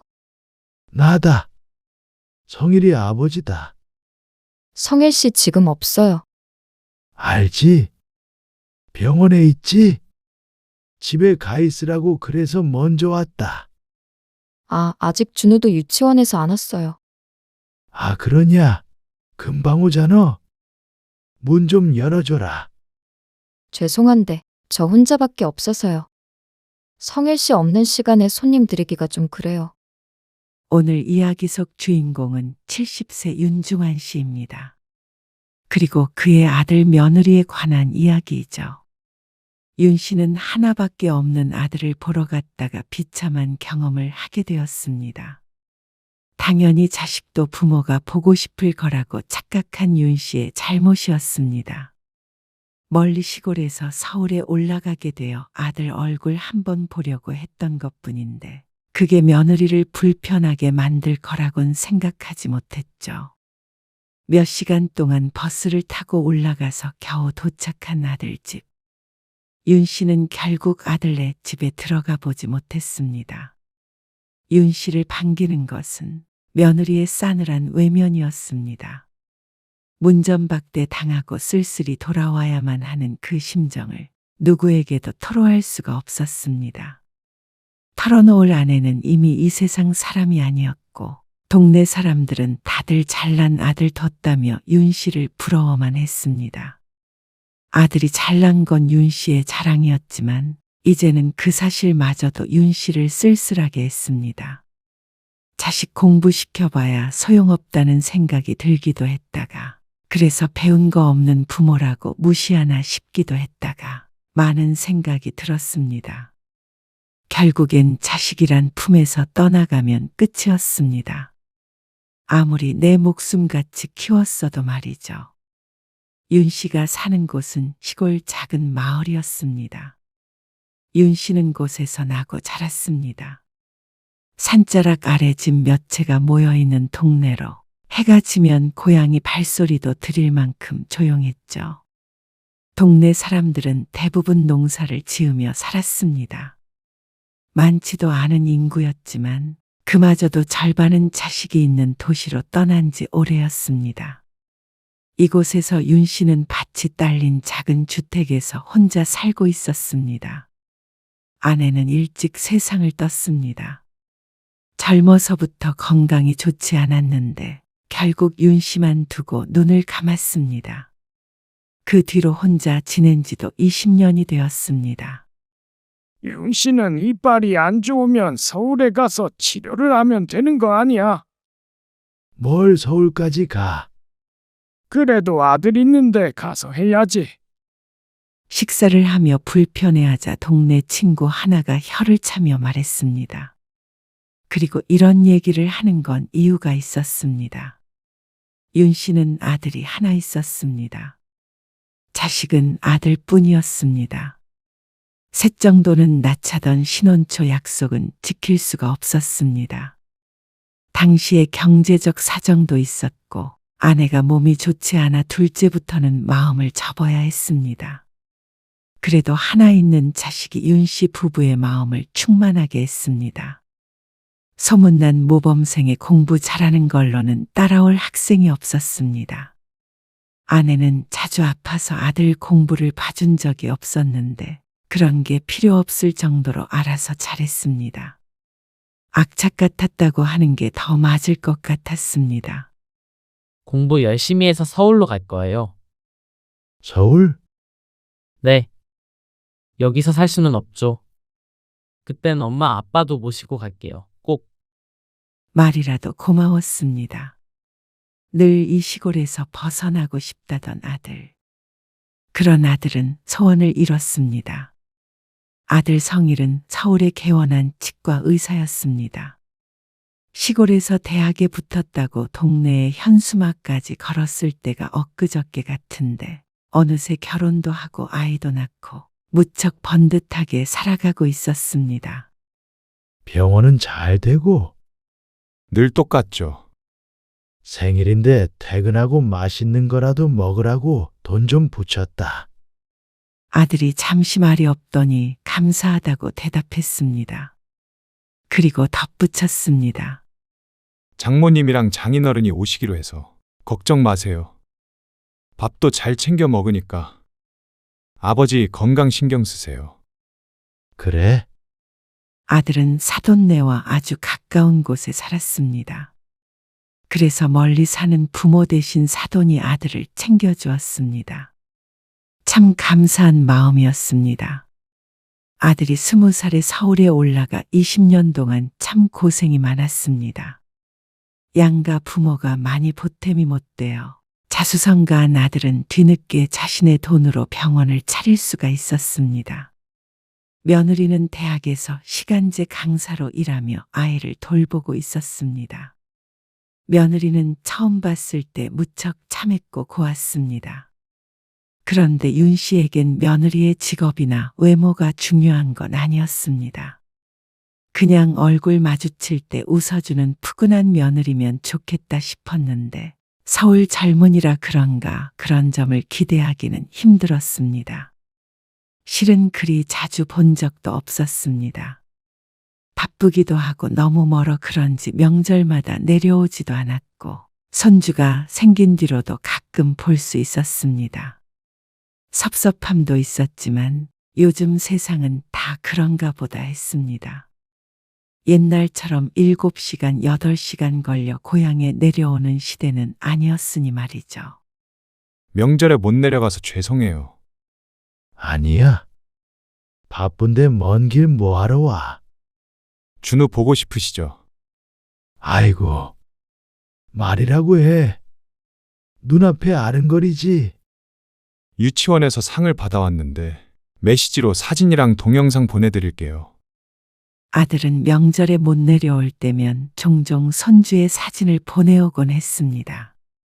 나름의 미안함을 표시한 것이었는데 이런 때가 아니면 바쁜 아들에게 손주 사진을 보내달란 소리를 하지 못했죠.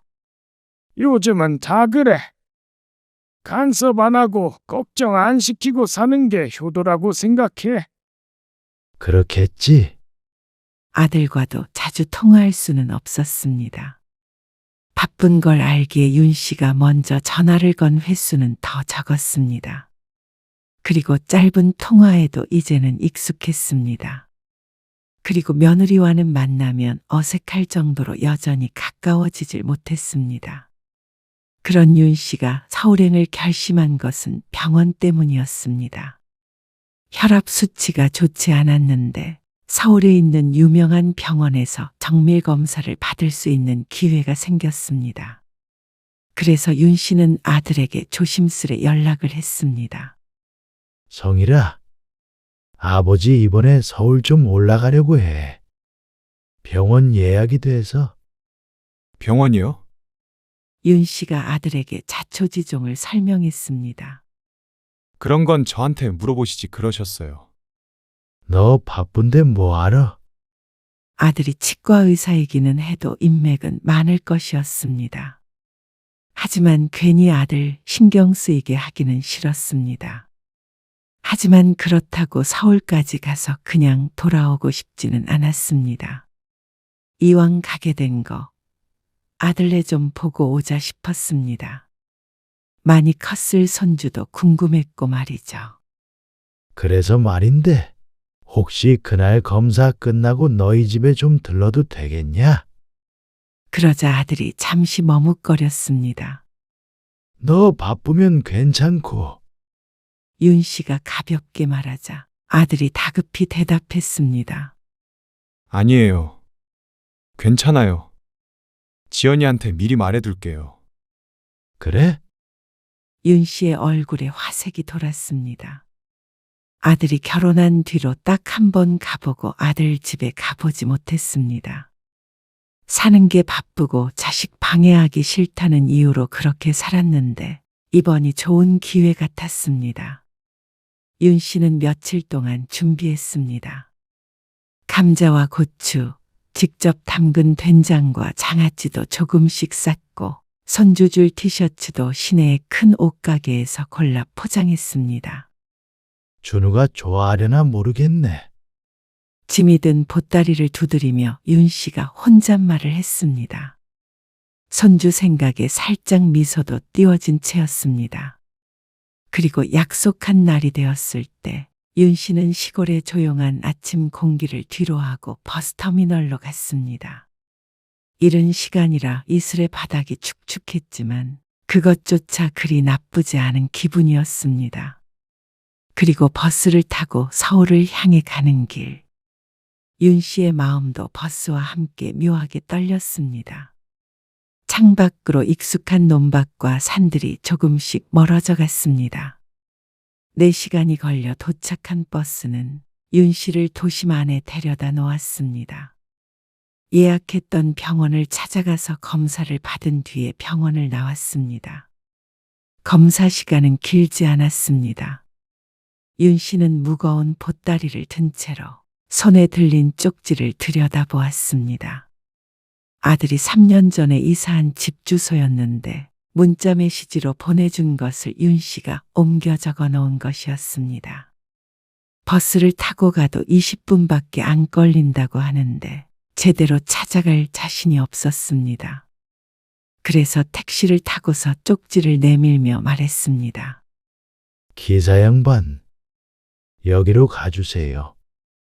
자식 집에 방문하시나 봐요.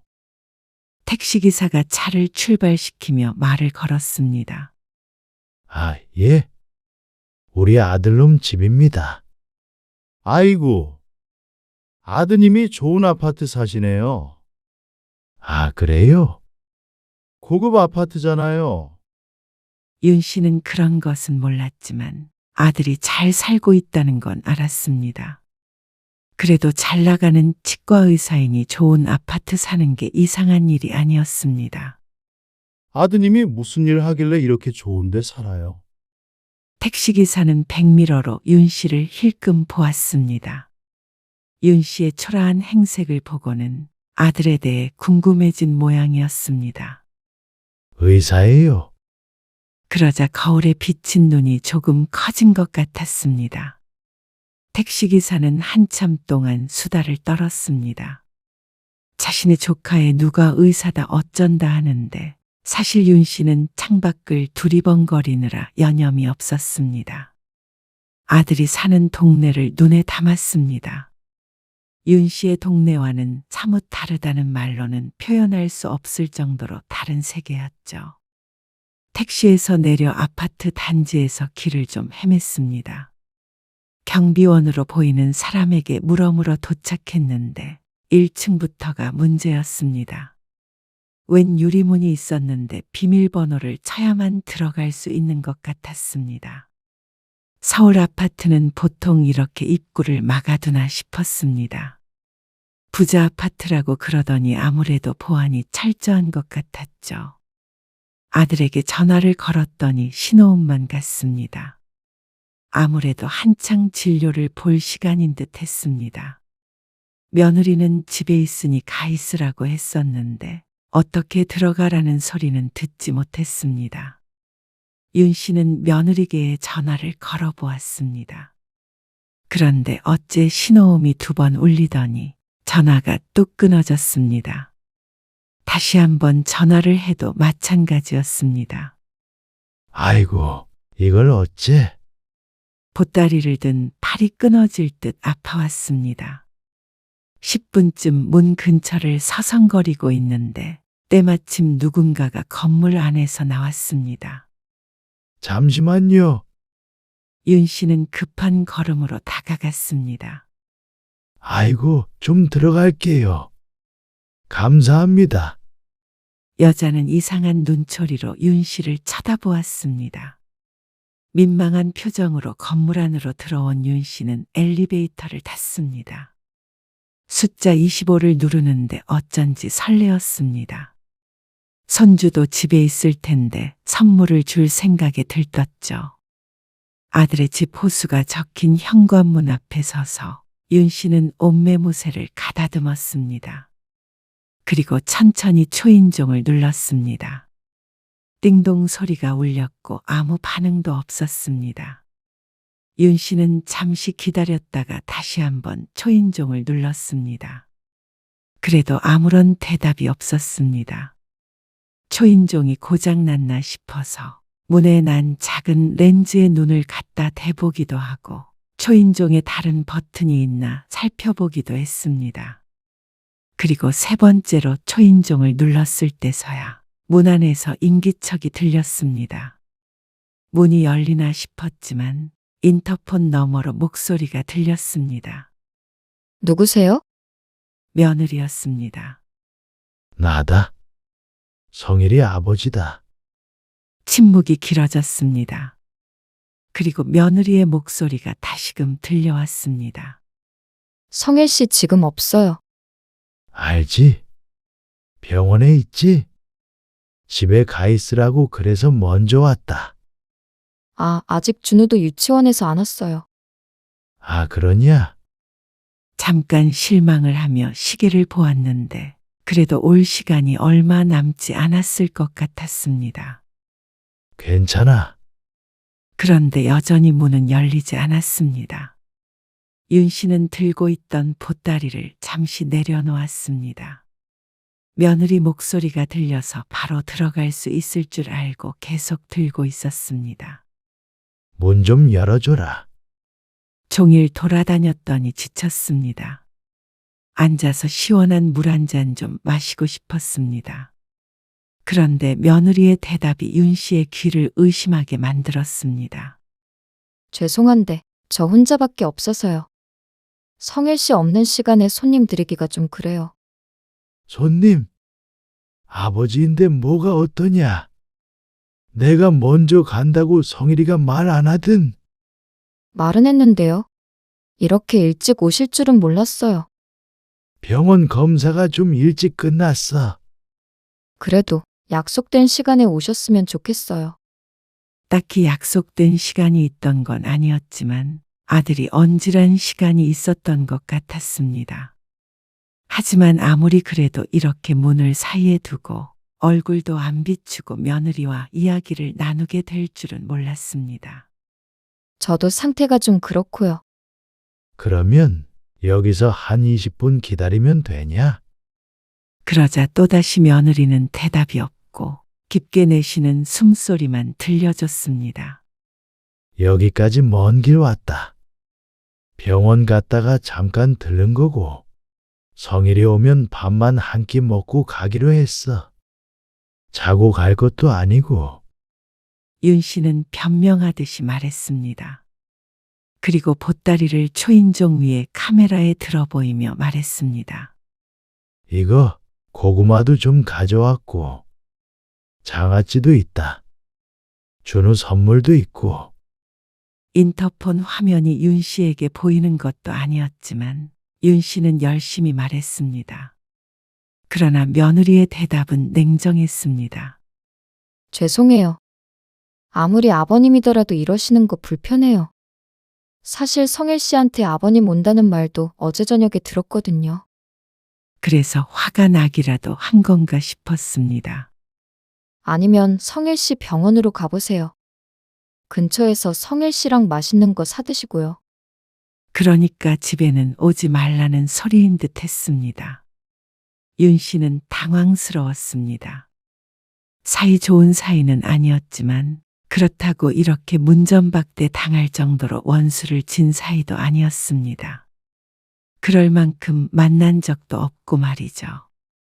그런데 시부가 불편하다며 아들에게 가라는 며느리. 너무나도 노골적인 거절이었습니다. 설마 아니 이런 일이 생길 거라고는 상상도 못했죠. 제가 지금 좀 바빠서요. 수업 자료 준비하느라. 그럼 조심히 가세요. 뚝 하고 인터폰 소리가 끊겼습니다. 윤 씨는 그대로 굳은 채 문 앞에 서 있었습니다. 이게 무슨... 상대방에게 닿지 않을 만한 목소리로 혼잣말을 중얼거렸습니다. 들고 있던 보따리가 더욱 무겁게 느껴졌습니다. 고개를 들어 문을 바라봤지만 묵직한 현관문은 끝내 열리지 않았습니다. 윤 씨는 다시 초인종을 누를까 말까 손가락을 들었다 놨다 반복했습니다. 과한 추측일 수도 있지만 어쩐지 며느리가 안에서 숨죽이고 있는 것 같았습니다.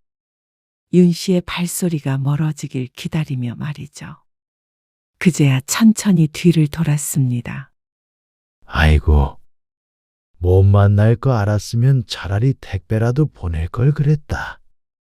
윤 씨는 애써 어색한 웃음을 지으며 말했습니다. 아무도 듣는 사람이 없는데 말이죠. 엘리베이터 버튼을 누르려다 말고 윤 씨는 다시 한번 문을 쳐다보았습니다. 혹시나 지금이라도 며느리가 열어주지 않을까. 하지만 그럴 리가 없었습니다. 됐다. 다시는 안 오련다.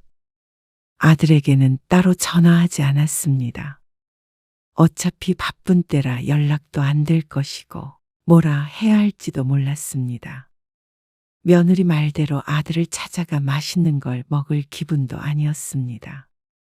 한시라도 빨리 집으로 돌아가고 싶었습니다. 해가 지고 윤 씨는 마을 정류장에서 내려 천천히 집으로 걸어갔습니다. 보따리는 떠날 때보다 더 무거워진 듯 했고 기력도 없었습니다.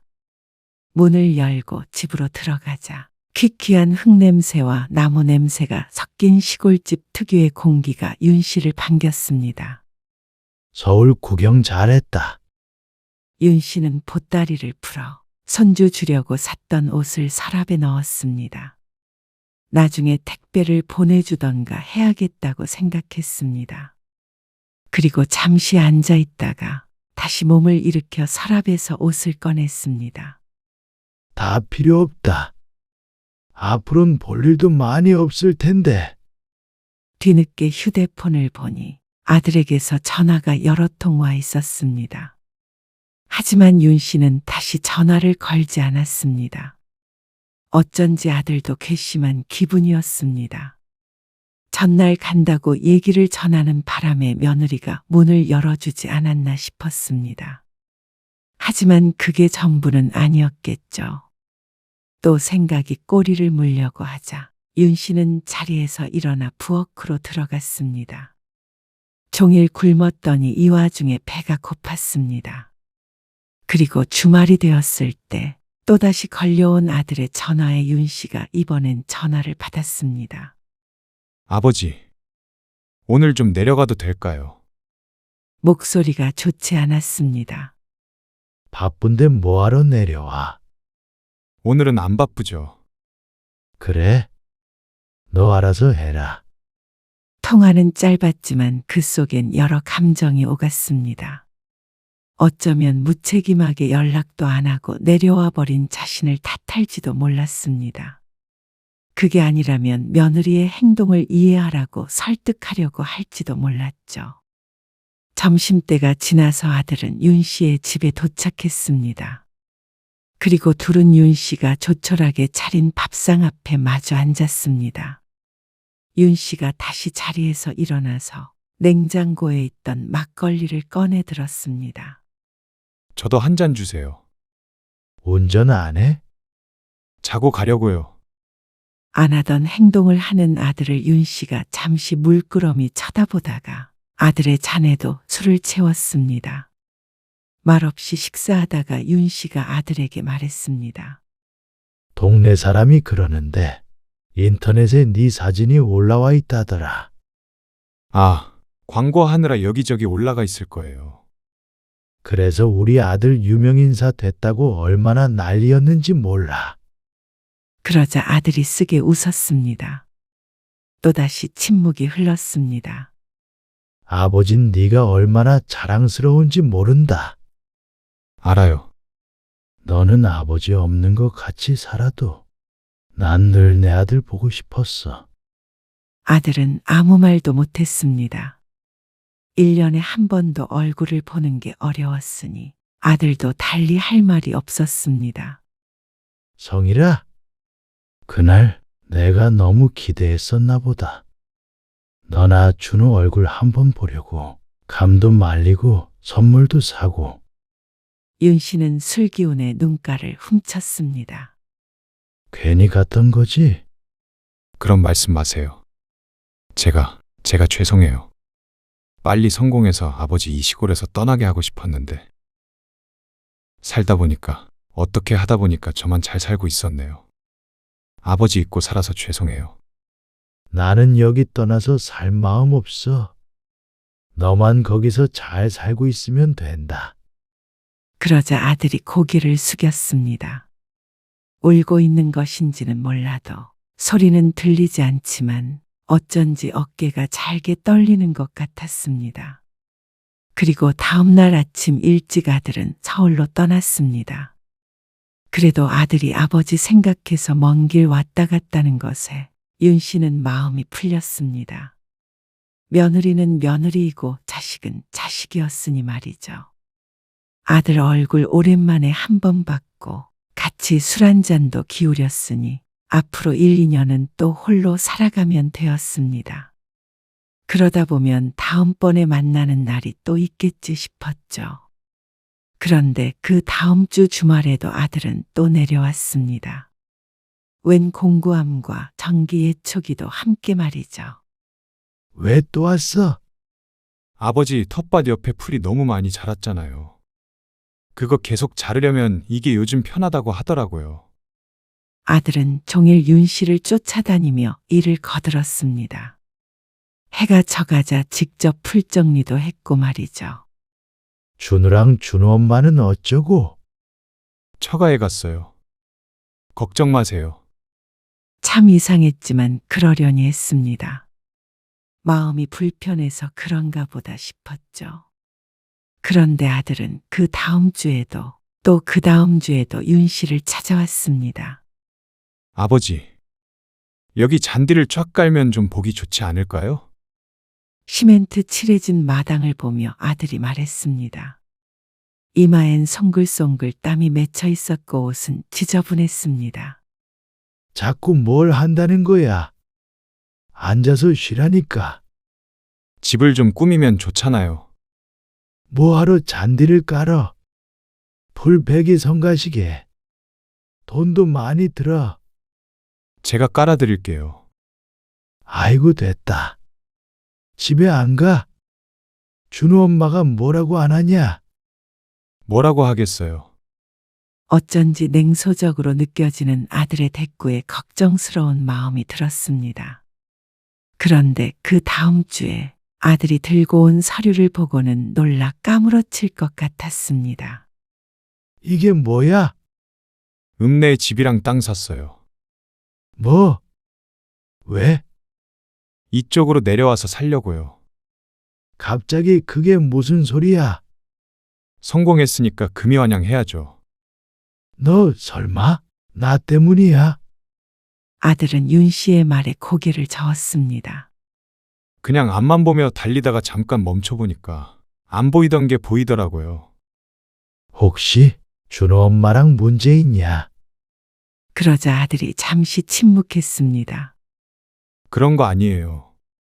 그리고 살던 집은 월세를 줄 건데요. 그건 아버지 통장으로 하려고요. 그게 무슨 말이야? 월세 아버지 통장으로 넣도록 한다고요.